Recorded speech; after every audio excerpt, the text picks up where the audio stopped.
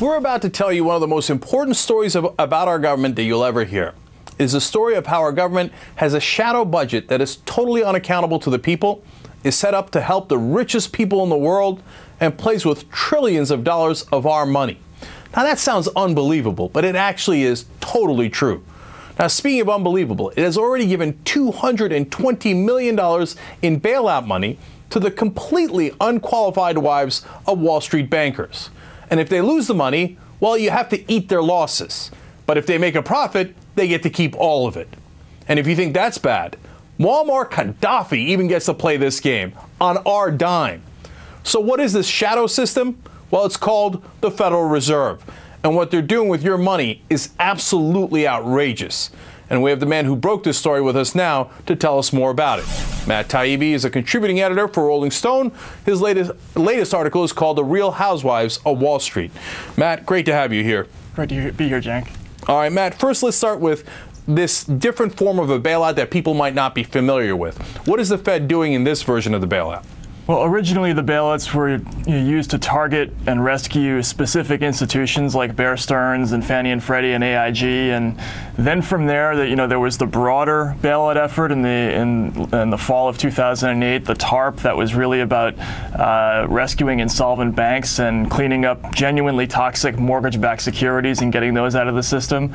But once Wall Street saw all that public money coming their way, they basically started saying to the Fed and to the government, hey, we'd sure like a government guarantee to invest in student loans and credit cards and aircraft loans and commercial mortgages and pretty much anything else you can think of. And that's when this whole other galaxy of bailout programs started to come down the pipe. And they all have names that people never heard of, like the TALF and the TAF and the PPIP.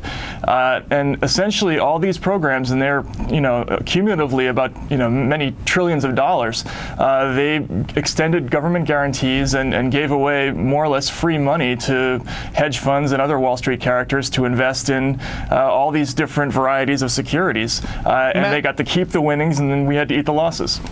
Matt, the thing that outrages me is that, like before in the past, they had to go to the Treasury and get money from the United States Congress, right? It had to be approved, and eventually there were consequences for those votes, right? Now this seems like an end run around the Treasury and around Congress. Can the Fed just do that? Can they just print trillions of dollars and give it to whoever they like? Well, that's a complicated question. The Fed's, doesn't have an infinite balance sheet. It does have, a cap on how much money it can spend. Although in a couple of instances in the last couple of years, it has had a couple of programs called quantitative easing, where they've literally printed new money and just started spending it. But that's not what happened here. But you're right, it is an end run around Congress. Most people think of the bailouts as TARP, which was an $800 billion program that used Treasury money, in other words, taxpayer money, and that was very tightly controlled, and when they gave out that money, it came with very stringent controls. In other words, you had to reduce the amount of compensation you gave to your executives if you took this money. But these other Fed programs are completely unaccountable. They, until very recently, were shrouded in complete mystery and were completely unaccountable to any elected officials. So if they're unaccountable, of course, you eventually get abuse. And it seems like the tale of these Wall Street wives is an excellent example of that. Tell us about their story. Well, what's the backstory of this is, all of these transactions were secret up until very recently, when there was a bipartisan coalition of people in Congress that included Ron Paul and Alan Grayson and Bernie Sanders, and they attempted to open up the Fed's books. And while they didn't succeed in getting the entire history of the Fed's books open, they did get this 2-year period from the end of 07 to 09 when they got to look at all these bailout transactions. And among these 21,000 bailout transactions were a number of crazy names, and just for the sake of trying to sell this story to my editors and to try to attract readers to this issue, we picked out the craziest name in the list, and that was Christy Mack and Susan Karchis. And Christy Mack is the wife of John Mack, who at the time was the CEO of Morgan Stanley. And as far as we can tell, their only qualification for getting a $220 million loan from the Fed in order to buy student loans and commercial mortgages was that they were married to Wall Street executives. So they don't have any previous experience, but it doesn't matter because they can't lose. Tell us about these non-recourse loans, because that's another part of this outrage. That, you know what, if they lose, we have to put up the money. I can't believe that. How does that work? Well, the way this works is that basically the Fed says, here's a whole bunch of money. Go out and, go with God and buy a whole bunch of securities or whatever it is you can find. Mortgages, student loans, credit card loans, whatever it is.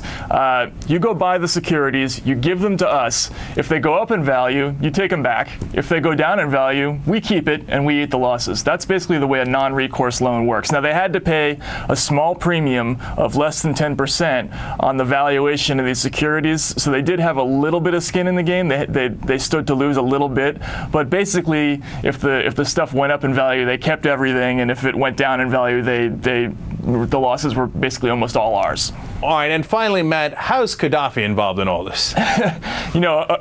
Aside from all the hedge fund millionaires and billionaires that are on this list, there are a number of really crazy names. There's the Bank of Bavaria, the Development Bank of South Korea, Volkswagen, Toyota, Mitsubishi, but there's also a company called the Arab Banking Corporation of Bahrain, which is a 63% owned entity of the Central Bank of Libya, which somehow got a $35 billion line of credit from the Federal Reserve through emergency lending programs, and nobody can figure out yet exactly what the rationale behind that was, but it's definitely on this list of transactions.